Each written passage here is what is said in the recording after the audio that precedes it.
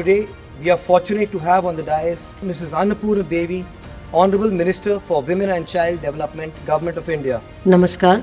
आज इस महत्वपूर्ण कार्यक्रम में सुप्रीम कोर्ट ऑफ इंडिया के जुवेनाइल जस्टिस कमेटी और यूनिसेफ इंडिया द्वारा आयोजित इस नेशनल एनुअल कंसल्टेशन में आज जब हम बालिकाओं की सुरक्षा, भारत में उनके लिए एक सुरक्षित और सक्षम वातावरण की ओर जैसे अत्यंत संवेदनशील और दूरगामी विषय पर विचार विमर्श के लिए एकत्र हुए हैं, तो यह केवल एक पॉलिसी डिस्कशन नहीं, यह हमारे राष्ट्र के भविष्य, हमारी सामाजिक चेतना और हमारी नैतिक जिम्मेदारी का जीवंत प्रतीक है, जिसमें हर बालिका के सुरक्षित, सशक्त और सम्मानित जीवन का संकल्प शामिल है। तो इस अवसर पर यह संवाद विशेष रूप से सार्थक है, क्योंकि यह इस वर्ष की थीम से जुड़कर हमें याद दिलाता है कि हमारी बेटियां केवल सहायता की अपेक्षा करने वाली नहीं, बल्कि बदलाव की वाहक है, जो हर संकट की घड़ी में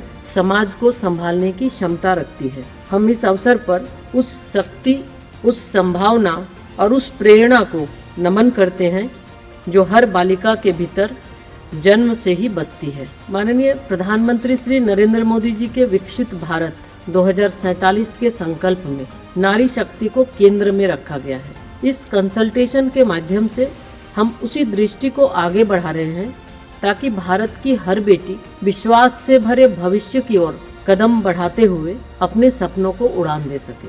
हम सभी ये मानते हैं कि प्रत्येक बच्चे को सुरक्षित और बचपन का पूरा आनंद लेने का अधिकार है, और जब बात बालिकाओं की हो तो यह अधिकार केवल सुरक्षा तक सीमित नहीं रह जाता, यह उनके सम्मान, अवसर और आत्मविश्वास से भी जुड़ा होता है।